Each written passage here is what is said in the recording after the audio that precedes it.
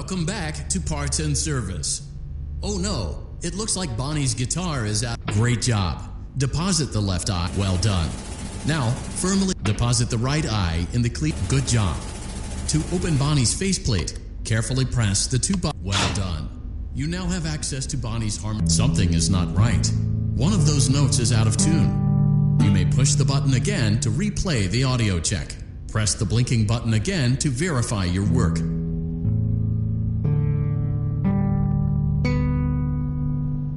Great job. Bonnie is in tune and ready for his solo. Let's close him up.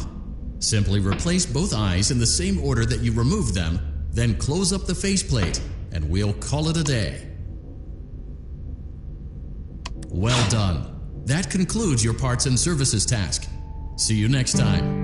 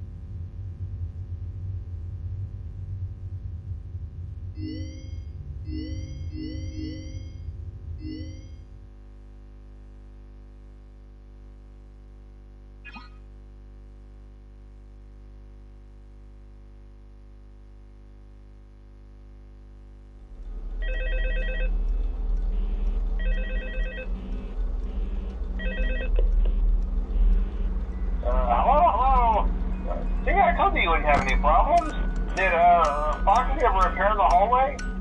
Probably not. I was just curious. Like I said, he was always my favorite. They tried to remake Foxy, you know? They thought the first one was too scary, so they redesigned him to be more kid-friendly and put him in Kids Cove to keep the toddlers entertained, you know. But kids these days just can't keep their hands to themselves. The staff literally had to put Foxy back together at the end of every shift. Eventually, they just stopped trying and left him as some kind of take-apart, put-back-together attraction. Now he's just a mess of parts. I think the employees refer to him as just the mangle. Oh, hey, before I go, I wanted to keep your mind about any rumors you might have heard lately. You know how these local stories come and go and seldom mean anything. I can personally assure you that whatever is going on out there, however tragic it may be, has nothing to do with our establishment. It's just all rumor and speculation, people trying to make a buck, you know. Our guard during the day has reported nothing unusual, and he's on watch from opening till close. Okay, well anyway, hang in there and I'll talk with you tomorrow.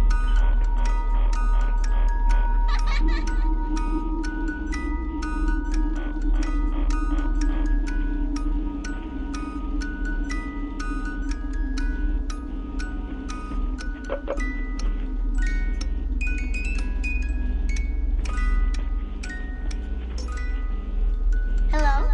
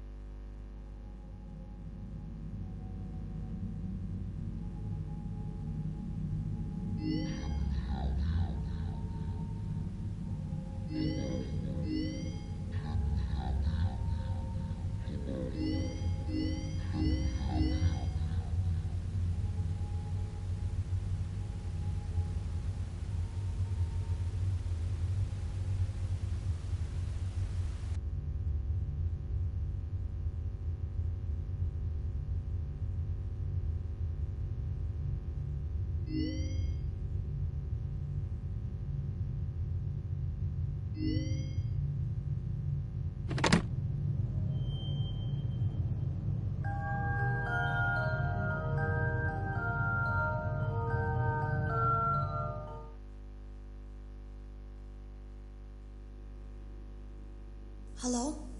Can you hear me? Don't exit this room, okay? This isn't a mistake. This room isn't a mistake. I had to hide these logs away from the core gameplay files, in a place that only a beta tester would look, and in a place where the files could be protected. I just really, really hope that the next development team finds this before the game is released to the public. This game has some kind of malicious code in it that we haven't been able to fully contain or even understand, for that matter. We're over budget and out of time. But that's not the reason that we're shutting down. Listen, I have to keep this short so the file size will be small enough to fly under the radar. There are more. They may not be in order. I saw it for the first time today. There was a character I couldn't make out who it was, standing at the end of the hall. I thought it was just bugged out, so I made a note of it and kept playing. But then it was looking in the window, and not like Chica or Bonnie would. It was like it was actually looking in the window, seeing what I was doing. I heard a pretty heated conversation this morning between Dale, our manager, and someone else on the line. It really feels like this project is in trouble, in no small part because of the lawsuit, I'm sure. There has to be a lawsuit. There's no way there isn't. It happened in this building just a few doors down from me. I think it's made worse by the fact that Jeremy tried to tell us something was wrong. But as a dev team, we all just saw it as a challenge to find what the problem was and fix it. Who could have known that?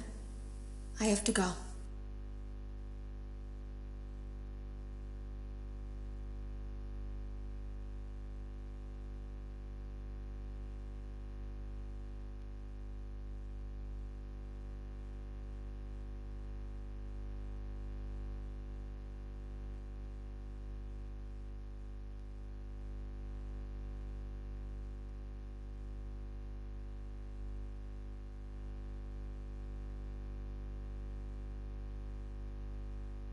Have you ever heard of a guillotine paper slicer? It sounds made up, but it's an actual piece of office equipment. I didn't even know we had one in the supply room. I guess they're more common at businesses that do a lot of graphic design work. I remember seeing one when I was still in school, and even then, I knew how dangerous it looked. I was always afraid of losing a finger. That seems so silly now. Jeremy used to do design work. I guess that's how he knew it was there. The drawers have been emptied out. Someone was here. I don't think it was spring cleaning either. No, there was plastic on the floor. Someone was definitely here during the night. It had to have been the client. I mean, they sent us that stuff in the first place with no explanation, told us to scan it, said it would expedite the process so we wouldn't need to program any pathfinding ourselves. It was a budget thing, I guess. It was just junk. Circuit boards and things like that. Looked pretty old. Somehow, though, there was usable code on some of it. It seemed to take hold by itself. Things started changing. But then, he started appearing. At least that's what Jeremy said. I came in early that morning. No one else was there. At least that's what I thought. The supply room was lit. I didn't even notice Jeremy standing in the testing room as I walked past. The supply room was so bright, glowing from all the way down the hall. Jeremy complained of nightmares when he came in this morning. He wasn't talking about it like someone telling a friend about his dreams, though. He was pale, looked like he hadn't eaten in days. He spent an hour talking in Dale's office, but it didn't look like he was given much sympathy. When he came out, he went directly back to the testing room. He doesn't even jump anymore. Nothing scares him. He just stands there like he's talking to someone. Sometimes he rocks from side to side. We were told to leave him alone. I knew I was in line to do the testing next. They'd been prepping me for it. I guess they knew that Jeremy would need to be replaced soon. You can always tell when a company is getting ready to fire someone. They start giving out written warnings for silly things, making sure to build a paper trail and make a case for a firing. Things that normally no one would care about suddenly become grave offenses, all worthy of being written and documented. I guess it works two ways, because it also encourages a person to quit rather than be scrutinized so heavily. I think Jeremy was too far gone to consider that option, though.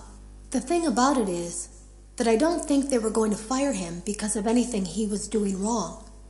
They just knew he'd seen something. They needed to discredit him. There was something that looked like a Halloween mask laying on the floor. I didn't understand. Ink must have spilled. It was only then that I heard a shuffle from the testing room and realized Jeremy must be there. I went back and peered in the window. I couldn't see his face. He had the visor covering his head. He had ink spilled on himself as well. The front of his shirt looked black in the dark room. He turned his head in my direction, but I don't think he knew I was there. I was told I had 3 days to finish Jeremy's work, but I know it's just passing the time. They don't really expect me to do anything. It's just to keep up appearances until the buyout is complete. We have to look like we have things under control. There's another potential development studio that wants to pick up from here, but who knows what kind of lies they're being fed to convince them to do it. Against my better judgment, I'm going to do my best to see what's here, make notes of it, and try to isolate where this thing is hiding. At least then, the next person that tests this will have a chance of getting rid of it.